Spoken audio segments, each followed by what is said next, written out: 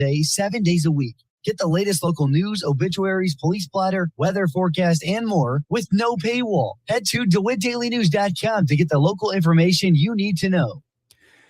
From the Heart Media Group newsroom and DeWittDailyNews.com, I'm Ben Hubbard with this expanded morning newscast.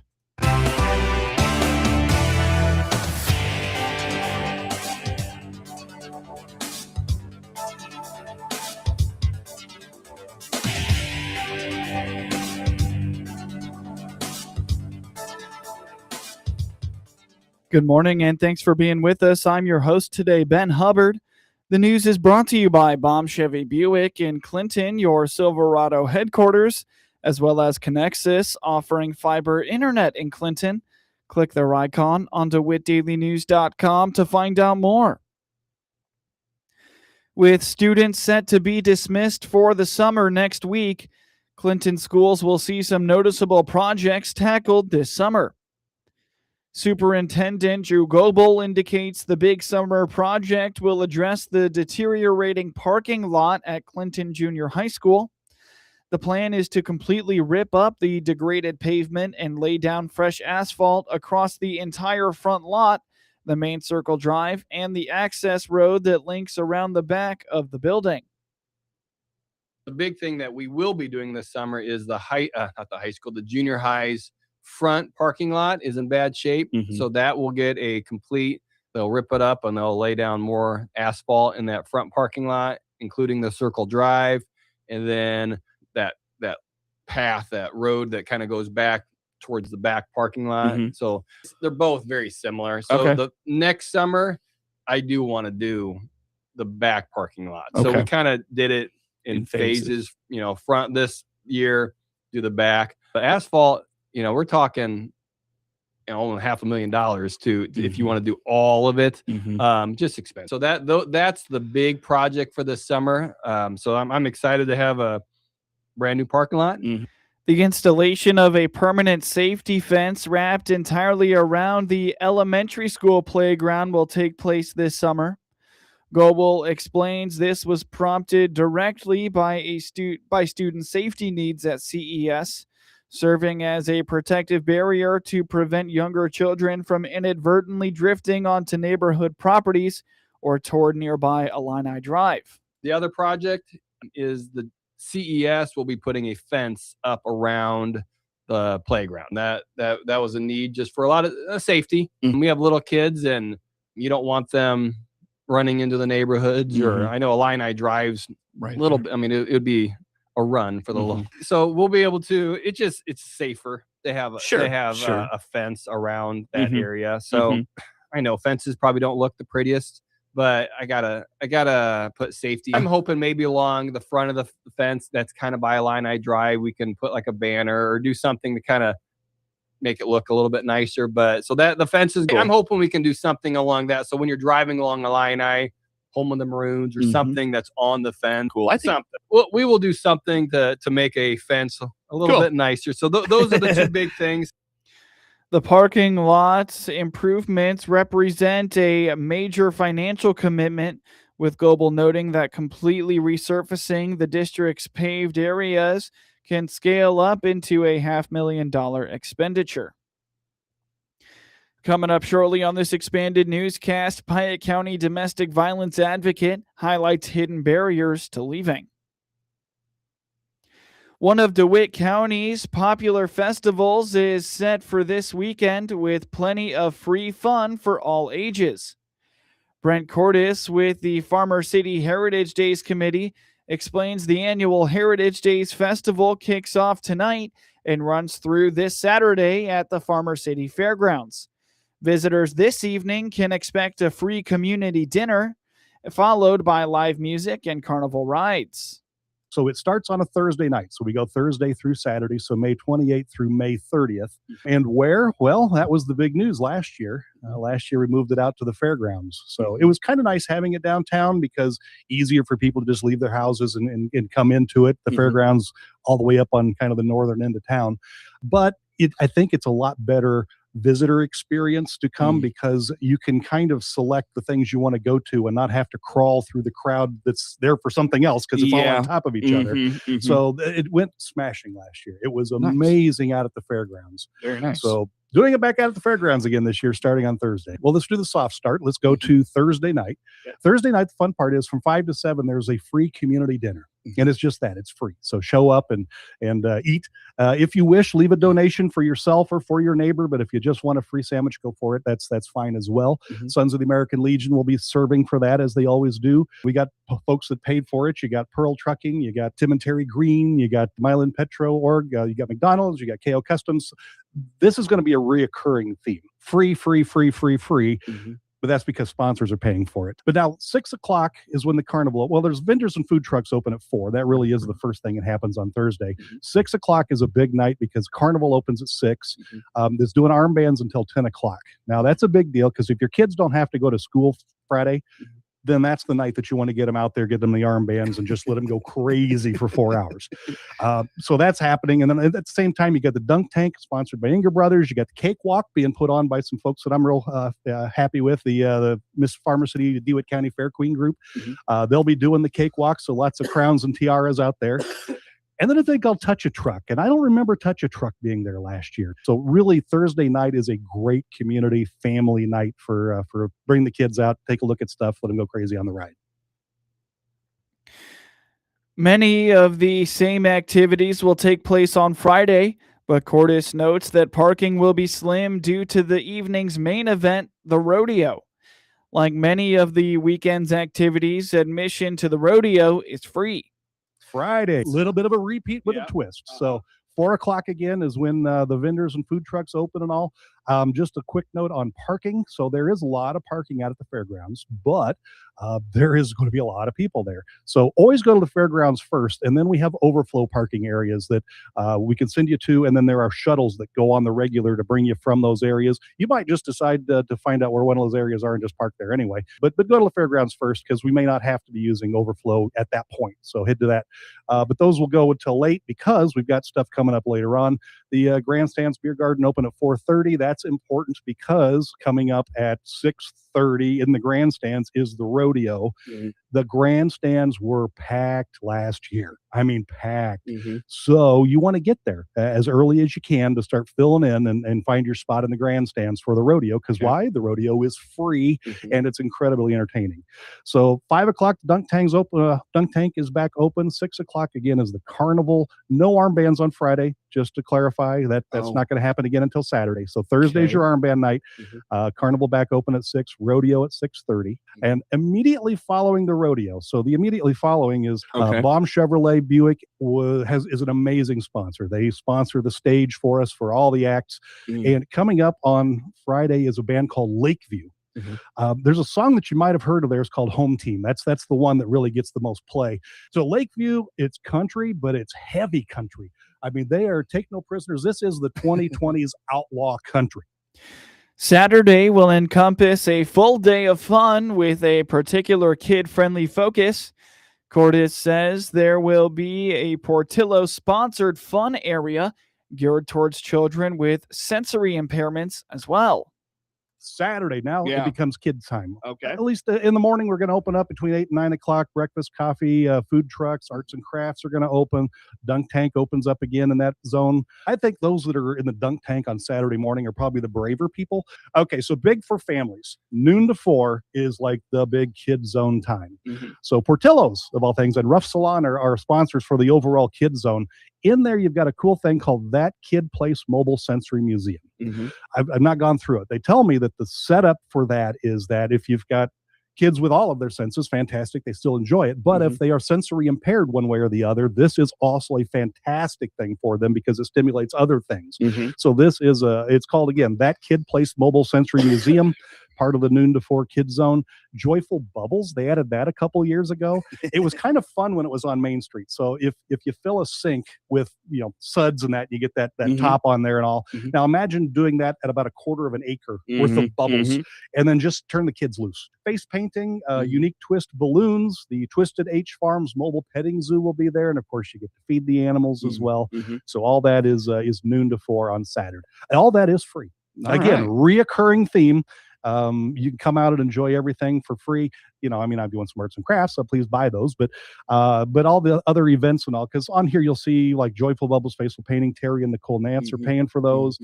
Unique Twist Balloons. You've got Nature Beauty by Haley and Reynolds Farms. You got Twisted H is sponsored by First State Bank of Forest, the Muhammad Branch, Petting Zoo Food, Grooming by Elizabeth and Josh, and Lissa Bar Family there.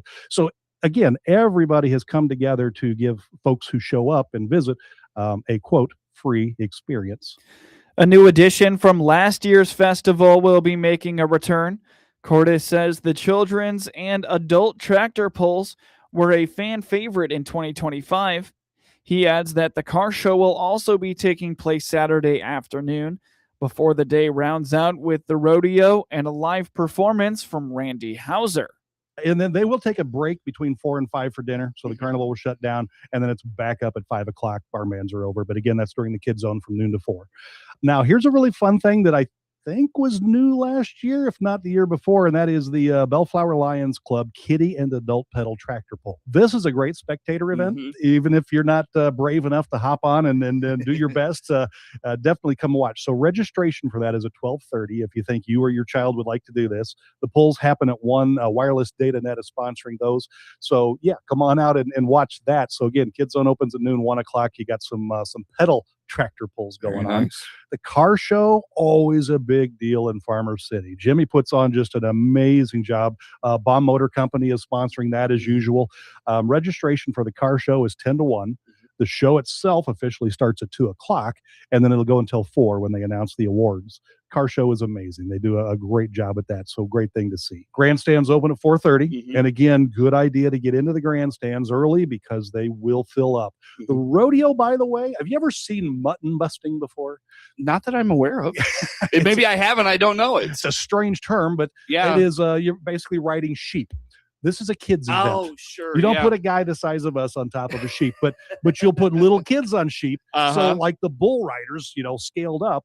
This time you put the kids out there. So there's bronco riding, there's bull riding, there's mutton busting, and then immediately following music at the Baum Chevrolet music stage, and that is going to be Randy Hauser. So Randy has been in the area a few times here in the last several years, but he has a great following. He's a really good entertainer. That's the big key to him is the fact that his music's good. His show is even better. So he's one you want to come see live, and that'll be Saturday night. Learn more about the full schedule of events for Farmer City's Heritage Days Festival by visiting farmercityheritagedays.com. You're listening to the WHOW Morning Show. Let's take a quick break with a word from our sponsors. Spring into savings this May with a new Chevrolet. This is Scott Baum from Baum Chevrolet Buick in Clinton and Farmer City. Savings with a new car? Yes, with our fuel savings model like the Chevy Trax with 40 miles per gallon highway, the Chevrolet Trailblazer, and Chevrolet Equinox with 33 miles per gallon highway. And don't forget about our EV options, the Chevrolet Bolt and Equinox. Chevrolet, together let's drive. BaumChevyBuick.com, right from the start. It's the quiet moments you count on. A call that connects instantly, a show that never buffers, a home that just works. That's the difference with Connexus Fiber Internet. We built a buried fiber network designed for consistency, earning us the title of top-rated fiber internet provider in Illinois. With plans starting as low as $25 a month and 3-year price lock options, it's reliability you can feel without the unpredictability. Because with Connexus, connection means everything. Experience better at Connexus.com. Nothing connects us like Connexus. News time is 23 minutes after the top of the hour. You're listening to the WHOW Morning Show. The decision to leave an abusive relationship involves navigating a complex web of threats and isolation that outside observers rarely see. Andrea Coker, Director of Services at Willow Tree Missions in Piatt County, explains that abusers intentionally target whatever means the most to a survivor to keep them from leaving. A major and frequently overlooked barrier is the safety of family pets. Yeah, so survivors know that everything that means something to them, everything that's important to them, abusers are willing to diminish it or threaten it or take it or kill it or whatever it may be. This can include threats of harming the individual, the person who's leaving the relationship seeking safety. It can also mean threatening their children or the survivor's children. Oftentimes they're not even children they have together, but sometimes they are, or using them as pawns in the relationship. Pets are a big one. People have bonds with their pets. It's not unique to domestic violence situations. In general, people love their pets. They have bonds with those pets. Abusive people are not naive to that and will absolutely use them as a catalyst to try and bring that relationship back, whether they threaten their safety or remove them or whatever it may be. People will do anything to protect their pet. They're deemed as innocent. And so people they'll return to a home that isn't safe. They'll walk back in the front door of a situation that isn't safe to grab that animal because they feel hopeless without it. And that animal is often the only thing that's given them any sense of protection and safety inside their home. Sure.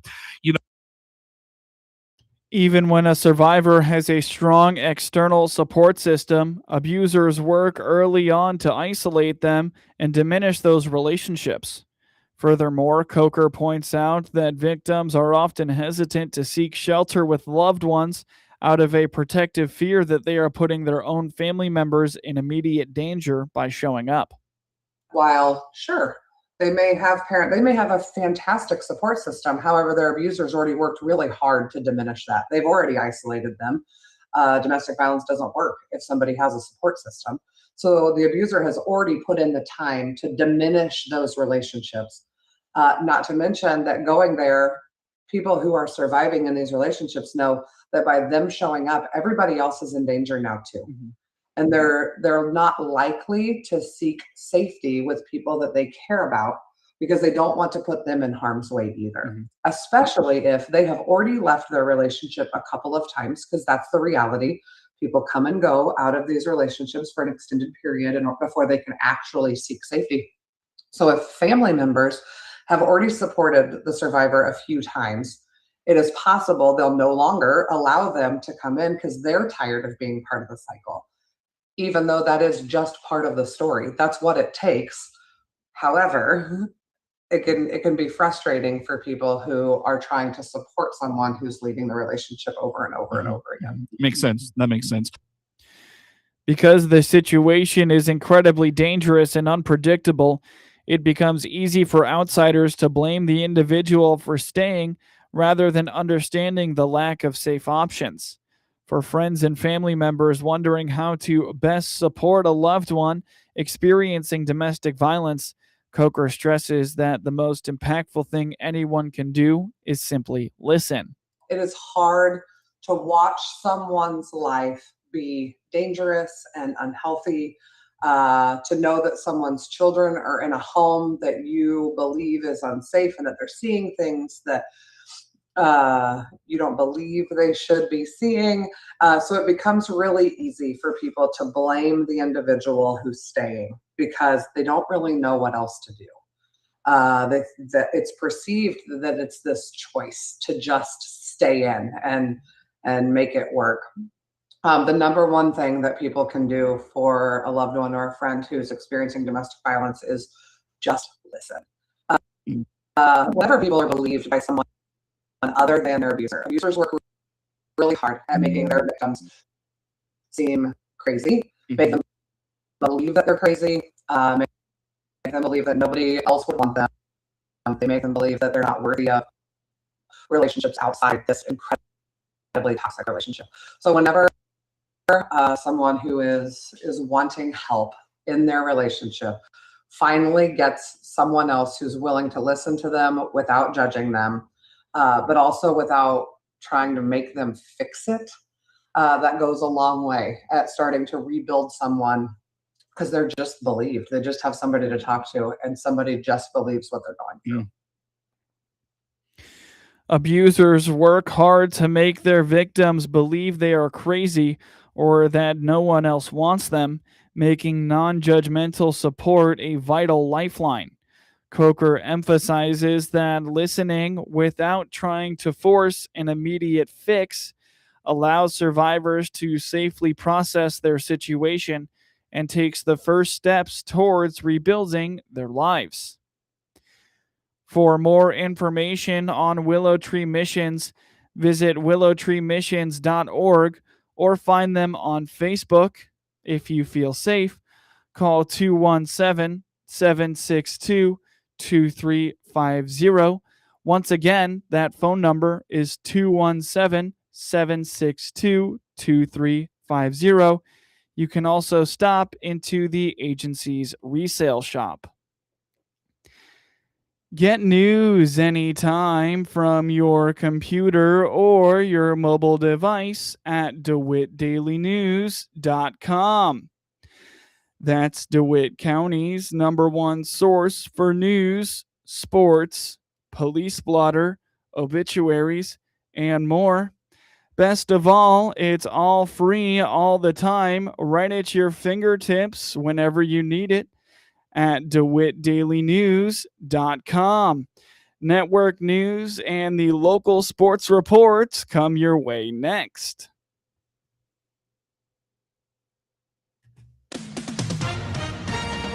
SRN News, I'm Rich Thomason in Washington. Fresh challenges this morning to the tenuous Iran ceasefire. Kuwait says it's been targeted by Iranian drone and missile strikes. The U.S. hit military targets in southern Iran overnight. The Israeli military is stepping up its attacks on Iranian proxy Hezbollah in Lebanon. At least 14 people killed. An Israeli soldier was also killed in a Hezbollah drone attack in northern Israel. Swiss police say a man stabbed and wounded several people at a train station in the Swiss city of Winterthur before he was subdued and arrested. 2 people confirmed dead, 9 others still missing following a chemical storage tank explosion. Happened at a paper mill in Longview, Washington. A search for the missing is resuming, albeit with extreme caution. The Dow futures are down 100 points. NASDAQ futures off 151 points. More details at srnnews.com. If you want unlimited talk, text, and data on a super fast network, Big Wireless will sell it to you right now for as little as $70 a month. Or you can buy it from Pure Talk for half of that. I'm talking about unlimited talk, text, and data for just $34.99 a month. But wait, there's more. When you switch to Pure Talk, you'll be switching to an American wireless company that's committed to keeping 100% of its customer service in this country. I appreciate that. In fact, that's why I switched. I also appreciate the way they support our vets and our skilled workforce. Dial pound 250, say micro, and get unlimited talk, text, and unlimited data for just $34.99 a month. That's pound 250 micro. Stop paying twice what you need to pay for the service you want and switch to an American wireless company that actually stands for something. Pure Talk. From the Hart Media Group Sports Desk, IL Sports Wire, and DeWittDailyNews.com, I'm Ben Hubbard with this local sports report. Ace Giles and Camden Trendler combined to shut out Olympia, backing a quick start for Maroa-Forsyth in a 5-0 Class 2A regional semifinal win from the Clinton Regional on Wednesday evening. Trendler went 3 2/3 innings with 5 strikeouts, allowing a hit and a walk. Giles went the final 3 1/3, allowing 3 hits, a walk, and striking out 5. A wild pitch in the bottom of the first scored the first run for the Trojans. Maroa-Forsyth put the game out of reach early with a 4-run second inning. Giles tripled in a run to make it 3-0. Colby Lane singled in 2 more to cap the 4-run frame and put the Trojans up 5-0. Giles was 2 for 2 at the plate. Lane was 1 for 2 with 2 RBIs. Maroa-Forsyth improves to 22-9-1 overall. They play the winner of Thursday's second regional semifinal from Clinton High School between Shelbyville and Clinton on Saturday at 1 p.m. for the regional title. Gavin Swartz tossed a no-hitter, and Normal Community pounded its way to a 10-0 5-inning run rule win over Plainfield South 10-0 in a Class 4A regional semifinal high school baseball matchup on Wednesday evening in the Moline Regional. Swartz struck out 9, walked 2, and hit a batter, facing just 3 over the minimum in 5 innings. Luke Beatty doubled twice and was 2 for 4. Andrew Nauer was 2 for 4 with a double. Beckett Weber was 1 for 4 with 2 RBIs. Carter Harris doubled and drove in a run for the Ironmen. Jacob Engel drove in 2 from the bottom of the order. Gavin Michaels and Drew Stevens also had RBIs for Normal Community.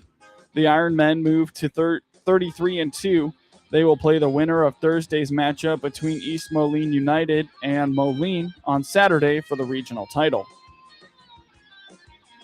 Aaron Voley singled and Ridgeview miscues scored Luke Martin in the bottom of the 9th, and Mount Pulaski walked off a 3-2 9-inning Class 1A regional semifinal classic on Wednesday evening at Veterans Park in Mount Pulaski. With 2 outs, Martin walked. Voley singled to center field. Martin advanced to third on a throwing error, and another error scored Martin as the Hilltoppers poured out of the dugout to celebrate escaping a regional semifinal marathon. Voley was 2 for 5 with a triple and an RBI for Mount Pulaski. Jaden Jackson was 1 for 4 with the other Hilltoppers run batted in. Carter Clark went 4 innings of 1-run ball. The run was unearned on 2 hits with 6 strikeouts and a walk. Voley fired 2 innings of shutout relief with 2 strikeouts, and Martin fired 3 shutout innings with 3 strikeouts. Mount Pulaski is 20-11 overall. They await the winner of Thursday's regional semifinal between Hayworth and Springfield Lutheran on Saturday morning for a regional championship. In high school baseball regional semifinal scores in Class 1A, the 7th-seeded Athens upset 2-seed Argenta Oriena 7-2, while top-seeded Arthur Levington Atwood Hammond took down 8th-seeded Central A&M 13-3, and 2-seed Tuscola shut out the 7th-seed Meridian 5-0. In Class 2A, top-seeded St. Joseph Ogden shut out the 8th-seed Marshall 10-0, while 2nd-seeded Tolono Unity beat 7th-seed Champaign St. Thomas More 3-2, and 2nd-seed Tri-Valley shut out 7th-seed Bloomington Central Catholic 6-0, while the top-seeded Pleasant Plains took down 8th-seeded Auburn 7-1, and the 4th-seeded Rochester beat 5th-seeded New Berlin 3-2. In Class 3A, top-seeded Chatham-Glenwood rolled 8th-seed Springfield Lanphier 11-0, while the 3rd-seeded Normal West beat 6th-seeded Champaign Centennial 9-4. 2nd-seeded Champaign Central shut out the 7th-seed Danville 10-0, while the 5th-seeded Mount Zion took down 3rd-seeded Mahomet Seymour 4-3. 1-seed Dunlap beat 8th-seed Peoria Notre Dame 7-3, while the top-seeded Triad shut out the 7th-seed Taylorville 5-0. 2nd-seed Springfield Sacred Heart Griffin routed the 7th-seed Springfield Southeast 16-0, while top-seeded Normal U High shut out 8th-seed Urbana 11-0, and the 4th-seeded Rantoul took down the 5th-seeded Bloomington High School 6-3. In high school baseball regional semifinal matchups for today, in Class 1A, 4th-seeded DMAC takes on the 5th-seeded Fieldcrest at Delavan at 4:30, while 4th-seeded Gibson City Melvin Sibley hosts 6th-seeded Iroquois West at 4:30, and the 3rd-seeded Decatur St. Teresa travels to 6th-seed Leroy at 4:30, while the 4th-seeded Hayworth takes on the 5th-seeded Springfield Lutheran at Mount Pulaski at 4:30. In Class 2A matchups, 4th-seeded Clinton hosts the 6th-seed Shelbyville at 4:30. Hear the action of that game on WHOW and all its digital platforms. The 4th-seeded Macomb will take on 6th-seed Eureka at 4:30 p.m. The 3rd-seeded Monticello will host 6th-seed Westville at 4:30 p.m. Hear the action of that game on WEZC 95.9 FM and online at DeWittDailyNews.com, while the third-seeded Warrensburg-Latham takes on the fifth-seeded Pana at 4:30. And in Class 3A, fourth-seeded Lincoln will host the sixth-seed Springfield at 4 p.m. In high school softball, sectional semifinal scores. The second-seeded Brentfield in Class 2A beat the fourth-seeded Peoria Notre Dame 6-1, while the top-seeded Tolono Unity beat second-seed Robinson 4-3. And in Class 3A, top-seeded Champaign Central beat second-seed Normal U High 3-1. Chase Maydroth hit his first career grand slam. David Sandlin struck 4 in 6 innings in his major league debut, and the Chicago White Sox beat the Minnesota Twins 15-2 on Wednesday night. White Sox rookie David Sandlin was welcomed to the big leagues in rather rude fashion as the Twins leadoff man Byron Buxton connected for his 24th career leadoff home run. It didn't faze the Rook, though, as Sandlin retired the next 18 batters that he faced. Called strike 3 on a curveball to get Jackson. David Sandlin, outstanding as he heads to the dugout. 6 extremely efficient innings, 61 pitches to be precise, for Sandlin, who picked up his first career win as the Southsiders gave the young buck plenty of support, collecting 15 runs on 18 hits. Fourth game of the series at Wright Field between the Sox and Twins Thursday afternoon. I'm Jeff Meller, and I'll have your pregame coverage starting at 12:30 on the ESPN 1000 Hard Rock Casino White Sox Network. The Sox will begin their 3-game weekend series with the Detroit Tigers on Friday. Pregame on WHOW begins at 6 p.m. Held without a hit through 7 innings, the Milwaukee Brewers broke through in the 8th with 3 hits and 2 runs to beat the St. Louis Cardinals 2-1 on Wednesday. Dustin May carried a no-hitter into the 8th for the Cardinals, who have lost 7 of 9 games. May was looking to become just the third pitcher in the history of American Family Field, which opened in 2001, to pitch a no-hitter. Garrett Mitchell led off the 8th with a double, and Luis Rengifo followed with a single, chasing May, who is 3-6. After Sal Frelick grounded into a fielder's choice and pinch hitter Andrew Vaughn struck out looking, Christian Yelich singled to drive in Mitchell to tie the score, with Frelick moving to third. Frelick then scored when Mason Wynn booted Jackson Churio's grounder. The Cardinals got on the board in the 4th against Brewers starter Chad Patrick when Jordan Walker led off with a single and later scored on Brian Torres' triple. The Brewers, who hold the top spot in the NL Central, have won 15 of their last 19 games. Patrick gave up 5 hits and 1 run in 4 innings while walking 1 and striking out 4. Shane Drowan, Aaron Ashby, and Trevor McGill combined for 5 scoreless innings. Ashby is 9-0 and took over the major league lead in wins, and McGill recorded his 6th save in 7 tries. May, who came in with an ERA of 5.00, gave up 2 hits and 2 runs, 1 earned in 7 innings. He struck out 9 and didn't walk a batter in the hard luck 87-pitch outing. Cardinals righty Kyle Leahy is 5-3 with a 4.44 ERA and takes the mound in the opener of a 3-game series against the Cubs in St. Louis on Friday. The Brewers' right-hander Coleman Crowe gets the start on Friday as they open a 3-game series at Houston. Ian Happ hit a tie-breaking 3-run home run and drove in 5 runs on Wednesday night while playing in his hometown as the Chicago Cubs ended their 10-game losing streak with a 10-4 victory over the Pittsburgh Pirates.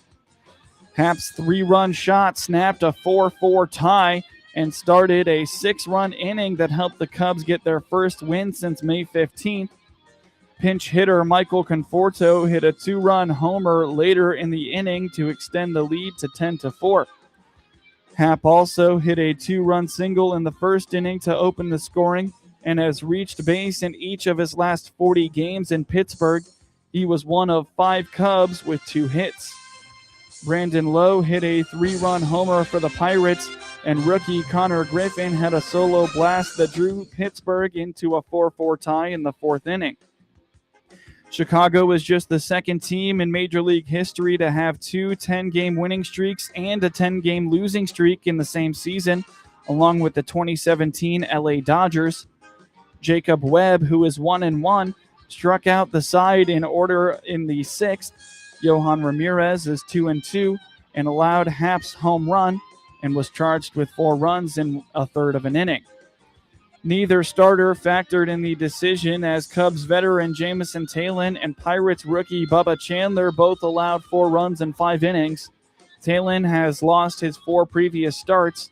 Chandler has gone 7 starts